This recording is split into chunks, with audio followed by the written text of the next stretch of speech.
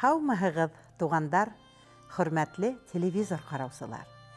Бөгөнгө Мейәкә районы биләмәһендә 17-нсе быуаттың урталарына тиклем 1000 башҡорттары ғына йәшәгән. Аҙаҡ 1671 йылдан һуң Рус дәүләтенә яһаҡ түләү, яуға саҡырыу өсөн 1000 ырыуы 11 тармаҡҡа бүленә. Мейәкә районы биләмәһендә 1000 ырыуының 3 тармағы Илекәй йәки Илкүл 1000, Һарайлы йәки Сарайлы 1000 һәм Күлиле 1000 башҡорттары йәшәгән. 1866 йылда башҡорт олоҫтары ырыу-ара туғанлыҡ буйынса түгел, ә биләгән ерҙәре, территориялары буйынса яңыса атала башлай. Бөгөнгө Мейәкә ауылдары елдәр һәм ҡырғыҙ Мейәкә олоҫтарына инә. Кантонлыҡ идараһы заманында, яғни 1798-1855 йылдарда, был олоҫ ерҙәре 11-нсе, унан һуң 12-нсе башҡорт кантондары составына инә. Илекәй һәм Күлиле 1000 башҡорттары Миңзәлә өйәҙенән күсеп килгән Һарайлы йәки Сарайлы 1000 башҡорттарына ерҙәрен бүлеп бирә, үҙ ерҙәренә индерә. Бөгөн шул ауылдарҙың береһе Оло Кәркәле һәм Кәркәле Тамаҡ ауылдары тарихына беҙ туҡталмаҡсыбыҙ.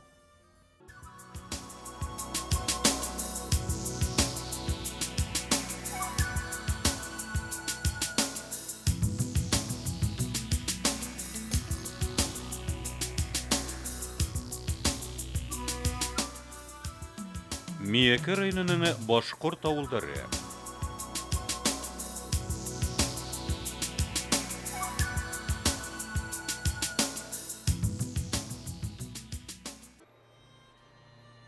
Оло Кәркәле һәм Кәркәле Тамаҡ ауылдары Өйәҙе йылғаһы буйлап теҙелеп ултырған. Ауылдың исеме Кәркә, карась балығы күп булған йылға атамаһынан алынған. Оло Кәркәле ауылы исеме Кәркә йылғасы, Кәркә балығы исеменән килеп сыҡҡан диләр. Бернисә урында ул турҙа язмалар бар. Безнең мәсәлән Файзуллин Мәхмүт абый үзенең истәлекләрен язған иде.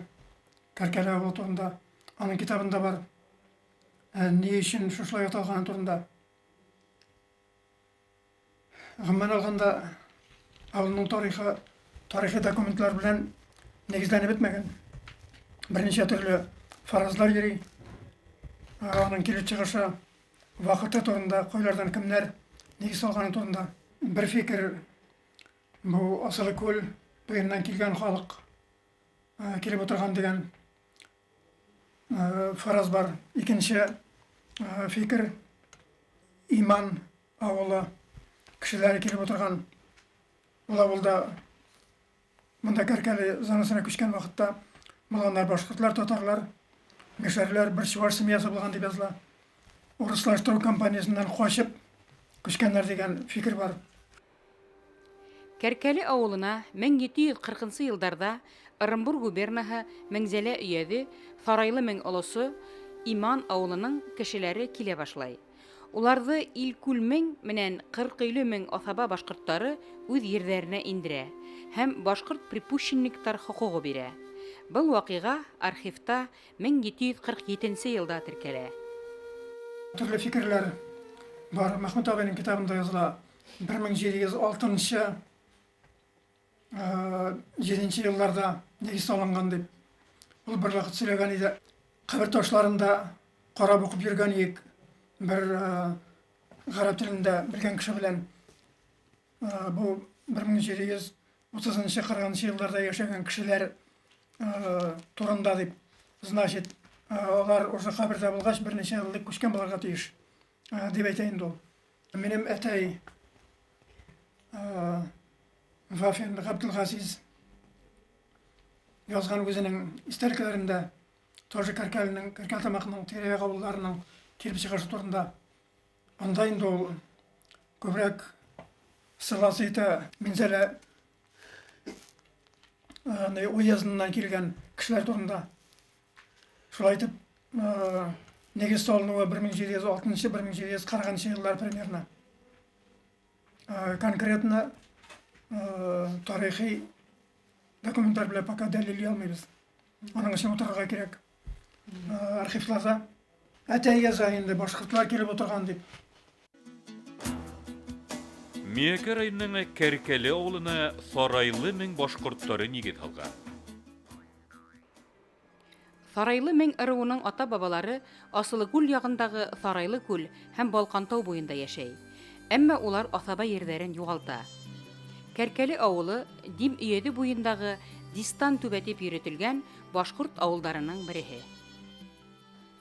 Әтәйнең шәҗәрәсе буенча Ханзафар белән аның улы Дистанга кайтып кала безнең халкының беренче күчеп утыручыларның тарихлары. Анда бер 15-16 нәгә буынга җитә. Шуның нәтиҗәсендә без берничә шәҗәрәләрне ясадык. Кәркәле авылына күскенселәр өстәлеп тора. 1770 елда Айыт, Дүсән, Касыган, Баязит, Кәркәле авылдарына Сарайлы мең олысынан килгән 40 гаилә башкорт припущенник итеп теркәлә. Айтуган, Карыш авылдары бетерелгәс, халкы Кәркәлегә күсенә. Шулай ук Стәрлетамак өйәденән 1845 елда 6 башкорт гаиләһе күсеп килә. Кәркәле авылы халкы башкорт илене күрһә, шуны күрә. Авылга якын иң биек тау түбәһе Башкорт түбәһе дип атала. Пугачев яударынан һуң бик күп быгаулы каторжандар эшләгән бакыр рудниктары бар. Восстаниелар вакытында сугыш барган җирләрне, шул урыннарны тикшергәннәр. Шуннан соң Ханзафар яулары белән патша гаскәрләре бәрелешкән урыннарны якынча күрсәткән берничә урында казу эшләре алып барганнар. Нинди урыннарда мондай тарихи историк урыннар бар. Шуларны язып алганнар, ләкин бездә ул материаллар әлегә юк. Архив язмалары буенча Кәркәле авылында 1795 елда 30 йортта 217 башкорт яшәгән. 1917 елда 1596 башкорт теркелгән. 1920 елда 1000 ярым башкорт, 4 сыуаш, 7 мишәр яшәгән. Элекке бабайлар сөйләштергәлидер инде, менә шулай күчеп килгәннәр, Минҗәлә буйларыннан килеп утырып дип 1746 елларда шундый ниләр булган бит инде. Картлар безгә сөйлидер шунда. Мин үземә хәзер 70 яшь була.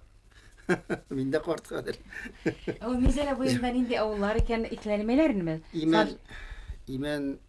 Имәнле күл авылым инде, Имән авылымы. Шул авыллардан күчеп киткәннәр инде монда җир өләшкән чорда, бу якларга килеп инде җир алганнар алар. Шуннан соң инде безнең авыллар барлыкка килгән инде. Шул җир эшкәртеп, балчылык белән, ялачылык белән шөгыльләнеп киткәннәр инде. Сарайлы мең дигәннәр. Сарылы мең дигән ансында ишеткәнем бар, Сарылы мең. Электән ишеткәнегез бармы? Ишеткәнебез бар, Асылы күлдән дә килгәннәр дип. Башкортлар килеп утырган дип. Димәк, бу тапшыруларда Кәркәле авылы халкына, Кәркәле авылларына Сарайлы мең башкортлары нигез алхак дип әйтәк дөрес тә буламы? Дөрес була, шулай була. Мең башкортларга керәбез бездә. Паспорт башкорт микән? Төптән килгән әтинең матрикасы бар, башкорт 2нче елга тай булган инде. Конечно, төшен күреп булмады. Сугышта һәлак булган. Шулай итеп, Меңзәлә өйәденән күсеп килгән Сарайлы мең башкортлары бүген Башкортстанның 5 бүләк, Миякә, Благовар районнарында матур итеп дөнья көтә. Миякә районының Кәркәле авылында Сарайлы мең һәм Күл иле мең башкортлары яшәй. Кәркәле һәм Кәркәле тамак авылдары күренекле муллалар, галимдар, хәрбиләр, һугыш һәм хезмәт батырлары, шагыйрьләр һәм йырчылар биргән йер. Колхоздары электән алдынгы, бүген дә районда иң ышаныслы һәм төпле эш алып барган хуҗалык. Тәүдә көнбагышны кул белән утадык. Ул вакытта техника юк, шуннан күкрүз утадык, шигендер утадык. Шигендерне утау гынамысың? Элек бит ул машина чыгару юк, аны утаганнан соң йолкып иядирик, аннан кыралырык, аннан bu 60-шы елларда ям казып, шуның өстенә яфрак ябып, туфракны өстенә ябып куялар шигендер шиңмәсен дип. Аның төбен моналай 5 сантиметр зурлыкта өчен каләм өче юанлык кына айтып кистерәләр, штубы тамыры су акмасын, шикәр югалмасын дип. Шулай итеп эшләдек инде ул без. Келәт янында да biz эшләгән заманда келәтләрдә икмәкләр күп икән ишне. Ул вакытта өелеп яталар, хөкүмәткә күп икмәкләр издавайт итәләр. Сыер саудык менә Тәнзилә гомер бакый. Мин ул инде кайда ирләр җитешмәде, шул җирдә йөрдем. Үземнең күңелемә биреп, шешкәләрне я былайрак куеп, шулай дип үзгәртеп, үземнең күңелемә ошаганча итеп эшләдем. Менә бу идәндәге паласында шулай итеп эшләдем. Элеккеге стенкалардан карап, ана тегендәгесендә шулай күңелемне биреп, монда безнең стена менә ковер торадыр я, сату ковер торганчы, үземнең эшләгән әйбер торсын әле дип, былтырлары эшләп куйдым. Мин 30 ел буена бригадир булып эшләдем. Монда халыкның ничек эшләгәнен беләм, конечно. Халык эшләмәсә, бер нәрсә дә эшләнмәй. Халык эшли. Бригадир бер кеше бер кая шапсын, тегеләй шапсын бер нәрсә. Халык әйбәт, рәхмәт аларга. Бер сүзем дә юк. Алар мин эшкә иттем, мине яшь дип тормадылар, тыңлап эшкә чыктылар. Кулларынан нинди эш килә, башына да йөриләр. Менә Тәнзиләгә 30 ел сыер сауды. Рәкыйпалар шигендер үстерде. Келәт янда бит инде кул кеше кирәк булды. Ул кул кешеләре андагы техника шамалый бит инде. Теге вилкалар әйләндереп, киптерергә дә, җилгәр дә авыр булды. Рәхмәт, халык монда тыңлаучан булды. Авылда бузылган, теге ишке белән бузылган кеше булмады безнең. Бик алай ишеп, дураковай итеп йөргән, авыр тәртипле. Илектән дә әз генә булса да дин дигән нәрсә бар авылда. Бабайлар бар. Бабайлар җомга сайын барып, матур итеп җомгага тизилеп баралар, тизилеп кайталар, укыйлар, матур итеп. Шуннан инде авыл халкы да Коръән ашлары үткәрү, теге үлгәннәрне искә алып, Коръән укытып, менә шундый ниләр, юлалар белән авыл килде. Шуның теге диннең тәртибе әдрәк яшьләргә дә күчә бит инде. Алардан күреп, без дин белән барыйк, динне санга сугыйк дип, шуның белән килделәр. Һәм киләбез. Кәркәле авылында туып үскән Галимә Рәмзия Вәлитова беренче алифбалар авторы. Ул әле Казан калаһында яшәй. Ырымбур югары уку йортларында укыткан Галимә Мәдинә Рәхимкулова Кәркәле авылы хакында китаптар язган.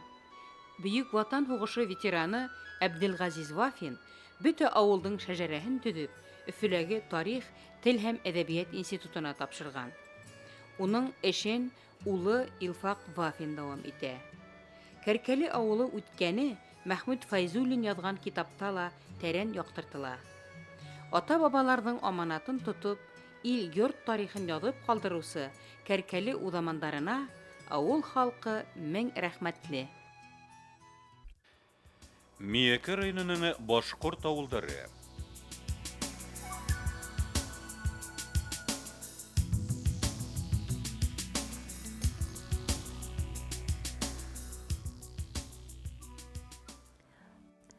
Мең ырыу башлыгы Кәнзәфәр бейдің 4 улы була. Улдарының икенсеһе Дистан исемлеһе Асылы күл буендағы Балкантау тирәһендә Дим елгаһы Харайлы яки Сарайлы күле буенда яшәй. Дистан Кәнзәфәровтың биләмәләре Дистан түбә дип йөрүтелә башлай. Сарайлы мең олысының Дистан түбәһенә караган башкорт һәм этник яктан катнаш авылдар Кәркәле һәм Кәркәле Тамак, Касыган һәм Баязит, Шатман, Елдәр һәм Әбдрәшит, Елбулак Тамак менән Айыт һәм Кыска елга авылдары. Уларның барыһына ла Миңзәлә өйәҙенең Һарыһаҙ, Текермән, Иман, Һаҡлаубаш йәки Саҡлаубаш ауылдарынан күсеп килгән башҡорт припущенниктар нигеҙ һала һәм әлеге көндә лә шунда йәшәп ята. Килешеү ҡағыҙында күл иле меңдәр уларҙы туғандарыбыҙ тип яҙа һәм башҡорт припущенник исеме менән теркәй. Башҡорт припущенниктары аҫаба башкорттар менән бергә яһак түләү, яу сабу һәм башка дәүләт йомышларын уртак үтәргә тиеш була. Ягъни башкорт припущенник статусы асаба статусына бик якын була. Бындай мөмкинлек бары тик күсеп ултырган төп башкорттарга яки уларның кан кардәшләренә генә бирелә. Шуңа күрә Дим өйәде буендагы Айыт, Дүсән, Елбулак Тамак авылдарына, Мейәке районындагы Елдәр, Шатман Тамак, Кәркәле, Баязит авылына шулай нигез һалган Һарайлы яки Сарайлы мең ырыу халкы Башкортстан тарихында булган бөтә вакыйгаларда ла башкорт халкы менән бер булып катнаша. Ниндәй генә заман һынаударында ла башкорт булударынан бер вакытта ла ваз кисмәй, баш тартмай. Ата-бабаларның тарихы, биргән анты халык хәтерендә бик яхшы һаклана һәм архив материалдарында ла раслана. Хәзергә тугандар, һау булыгыз, киләһе очрашканга тиклем.